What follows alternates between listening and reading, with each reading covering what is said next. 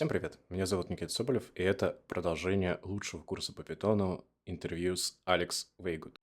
Сегодня я позвал своего коллегу Алекса для того, чтобы поговорить о продвинутых темах о TypeShade, соответственно, как он оценивает качество нашего CI, о том, какие он видит возможности для улучшения, о том, как он оценивает систему типов в питоне по сравнению, например, с Rust, и вообще довольно много разных интересных продвинутых вопросов по типизации в питоне.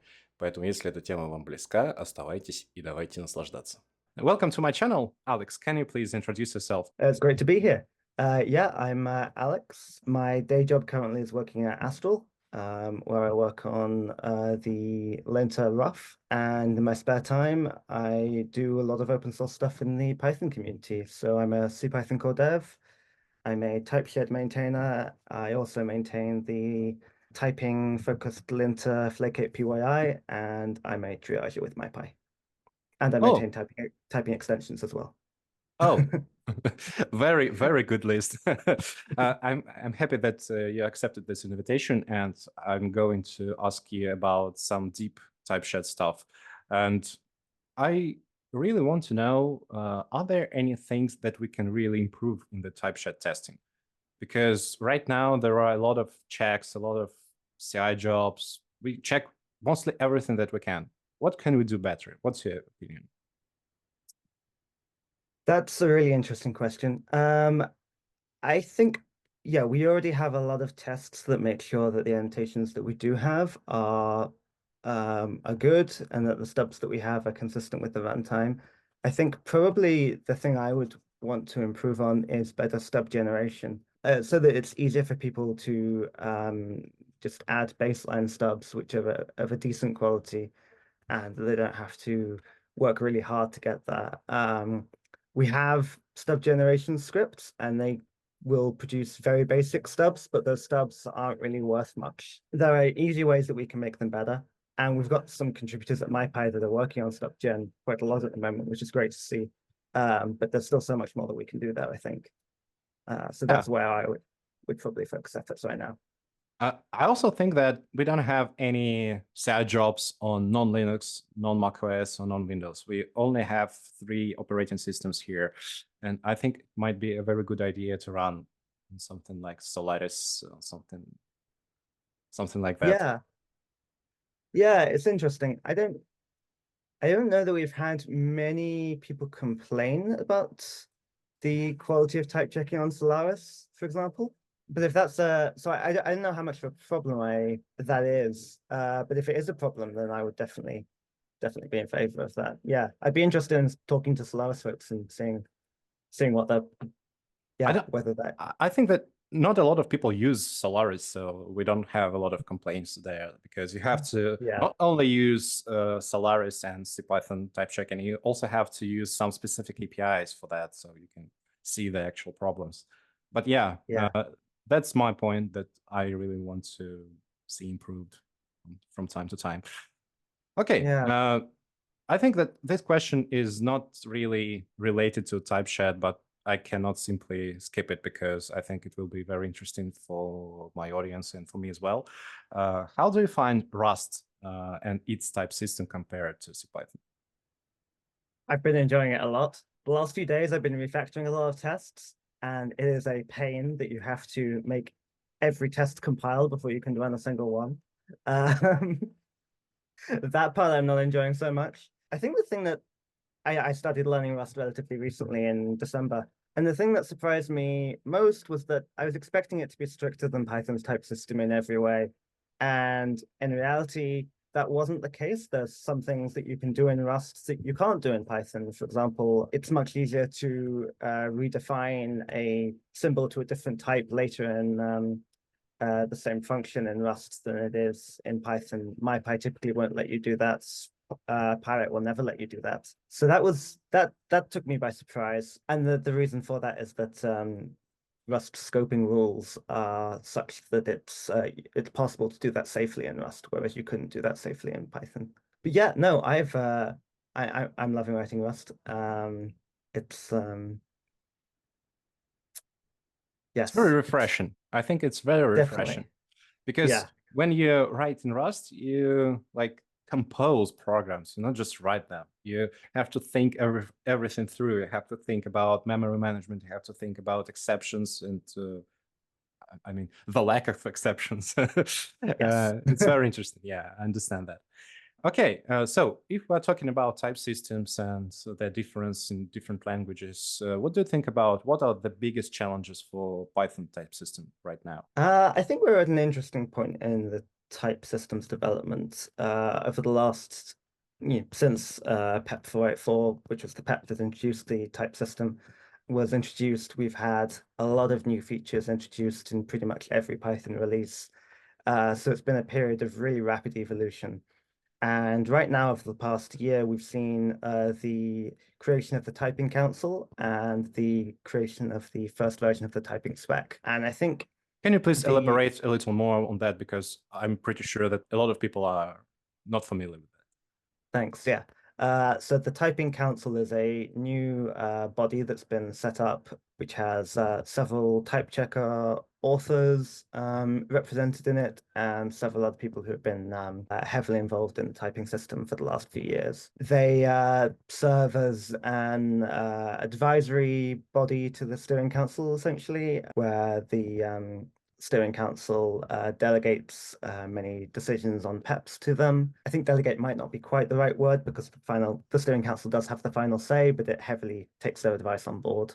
So there has been a new specification for the typing system written up. So that's an attempt to formally describe how all of the rules that have been created through the various Python enhancement proposals over the last few years, how they all fit together, how they should work in tandem, and any small minor changes to the typing spec can be automatically approved by the typing council without having to have a new PEP being written. So that's the other role that the typing council has, other than giving their feedback on PEPs. I think the overall mood in the typing community. So my sense is that at the moment, I can't speak for everybody in the typing community, but my sense is that the overall mood right now is that we want to slow down with features a little bit and more formally figure out exactly how the existing features that we have should work together and interoperate a bit more. I think that typing console is doing a great job because the amount of information they have to collect and to approve with different type checkers and to standardize is just very huge. And I also want to highlight that they don't just create a specification for that, they also create a compliance suite for all the type checkers. So all the type checkers can have a baseline of features that should be supported and should be treated the same way.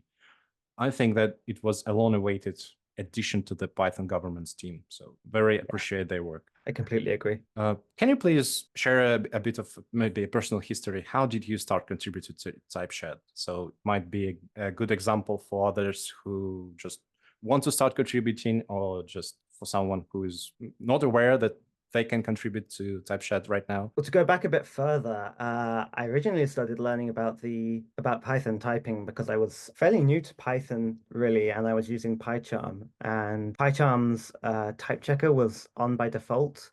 So I kept on writing code and it kept on coming up with these weird, annoying errors about how I said that this was a list and now it was a dict, and PyCharm was getting very angry at me. So I read up on loads of tutorials, and I guess when I learn about something, I like to learn about it properly. So I learned quite a lot about the Python typing system as a result of that, and then quickly found out that answering questions on Python typing was a really good way to get lots of points on Stack Overflow, because there were loads of questions on Stack Overflow about Python typing. So carried on building up my Python typing expertise because of that. And then eventually I was just reading through the TypeShed stubs for built-ins one day and noticed that a bunch of parameters weren't marked as positional only in the stubs when they were at runtime. Yeah. By the way, So I just did we fix all the positional only problems? all that can be detected automatically using Okay, Stocktest, yes. okay. Yeah. So I filed a PR like making some parameters in some methods on built-ins.property positional only, and it was merged in like 5 minutes, I think. And I was like, wow, that was fun. Let's do that again. That was how I got my start. Quickly discovered that it was really fun working with the team and that the team was incredibly welcoming. I owe a lot to the other TypeShed maintainers because those were some of the first open source contributions I made. I can completely agree because the TypeShed team is amazing. They're very fast to respond. They're very picky in a good way. They find a lot of different details and different things to improve. And I think that it is a very rare example of a project that it is very addictive contributing to. Yes. Yeah, definitely. So my advice for starting to contribute is we're still adding stubs for things that were added or changed in Python 3.13. So I have an issue open on TypeShed that I wrote up during the PyCon sprints. Add or change things that were added or changed in Python 3.13 to our stubs. So that's a great way you can help us out right now. Yeah, another way you can help us out is we have a lot of our standard library stubs generally have fairly complete annotations, but for our third-party stubs, there's loads of parameters which don't have any annotations or are marked with incomplete, which means it's an alias for any, but it means that we don't know exactly what should go there yet because we haven't looked into it yet. So if you fancy going through our stubs and helping improve our third-party stubs, those are also very welcome. I have a very specific workflow for finding stubs that you can help with. You can just press go to type definition and you can find the stubs right in front of you in your IDE. Yeah. So you can see what stubs are filled with annotations and what stubs are missing right now. This is really helpful. So please consider doing that. And I would definitely encourage, just very small PRs, 5 or 10 lines are very welcome. They're very easy for us to review and we'll probably review them very quickly. If it's a PR of 1,000 lines, then we'll get to it eventually, but it might take a while for us to look at it because we were quite busy people. Yeah, don't be afraid to just make very piecemeal contributions. There's just as good as larger contributions and there's no shame in a small PR. TypeShed is very beginner friendly. It is very easy to contribute and I highly promote doing so. Yeah, I completely agree. I think my first PR was like 5 lines or so changed, and so around my first 30 PRs, and yeah. I also have one more question that arose just now, because there are 2 type systems actually. One is for static checks and one is for Python runtime. And I think that we've missed the runtime part. Do you have some insights about what steps are going to land in this part? What are the problems right now that we can solve in the future? And what are the problems that we cannot solve at all? Sure. Are you interested in Python 3.13 or 14? I think we can discuss both of them. Okay. Python 3.13 is a really exciting release because we have both an experimental mode where you can turn off the GIL at runtime, which is the global interpreter lock, which prevents more than one thread running simultaneously in Python. And we also have another experimental mode, which creates a just-in-time interpreter. And you can also enable both at once if you want. Although they've been created by different people and different teams, but they do somehow work together nonetheless. So both of those are unlikely to make your code much faster right now. The version of Python without the GIL has quite a few optimizations turned off because they're not thread safe yet. And the just-in-time interpreter for the other experimental build option is very new and doesn't slow Python down at all, but it also doesn't speed it up yet. So for both of them, you'll probably have to wait until Python 3.14 until they speed up your code much, but you can play around with them now. And there's exciting things coming for Python 3.14, which is not the next Python release, but the one after that.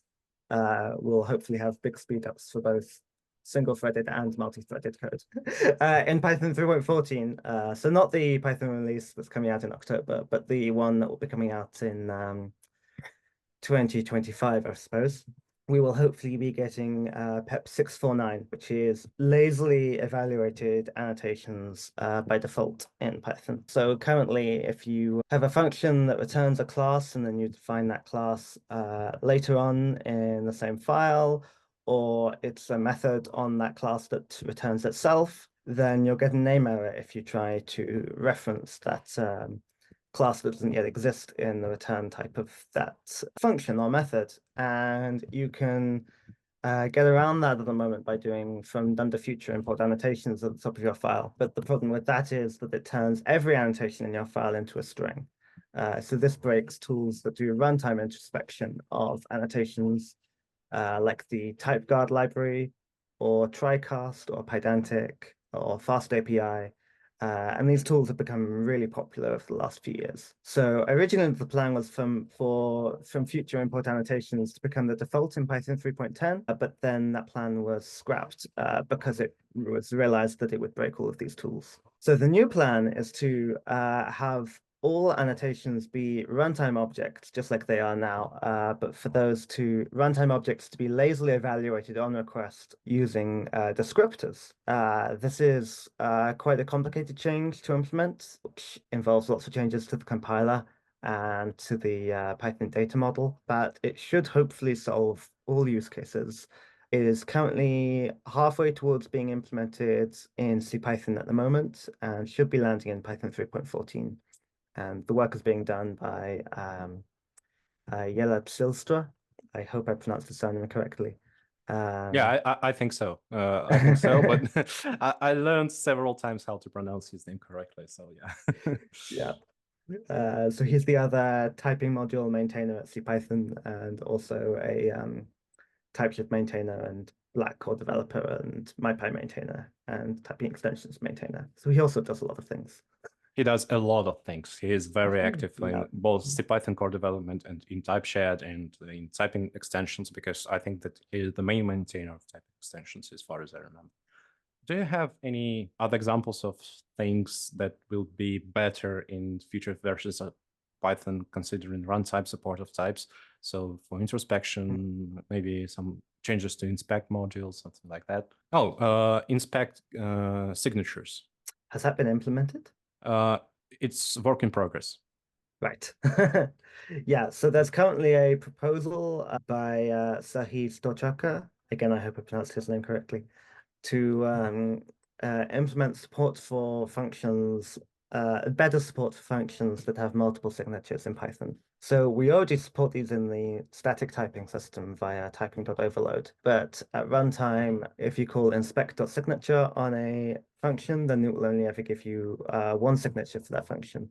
And that's often not very accurate if you have something like a function that's decorated with functools.singleDispatch, for example, or just a built-in function like max or min, which you can use in many different ways. If it's implemented, then this proposal will mean that I can't remember whether the proposal was for it to return a multi-signature object or a list of signature objects. It's quite a complicated thing to work through exactly how it would work. Yeah, so we'll see whether that happens, but fingers crossed. I think it would definitely better reflect Python's semantics at runtime. I really hope that Python will get better at both static checks and at both runtime checks, because both are very important for the ecosystem and for Python developers.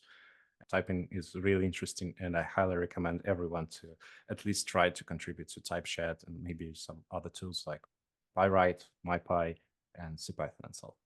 Alex, thanks a lot for coming and answering my questions. I think that our audience will have a lot to learn from your expertise and from your interview.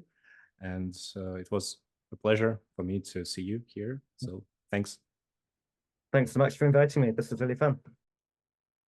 Я был очень рад поболтать с Алексом. Надеюсь, что и вам тоже понравилось. Соответственно, если у вас есть желание и возможность, можете сделать 3 вещи. Во-первых, подписаться на мой GitHub. Там я занимаюсь open source, как раз коммичу в TypeShed и вот это вот все. Также можно поддержать проект по ссылке на Boosty. И также можно вступить в чат в Discord, где мы можем обсуждать все те темы, которые обсуждаем здесь на канале, но в режиме чата. Я надеюсь, что видео про TypeShed было полезным. Я надеюсь, что вы многие вещи сможете применить у себя в работе. И, как минимум, вы стали лучше понимать то, как работает система типов в питоне. На этом у меня все. Пока.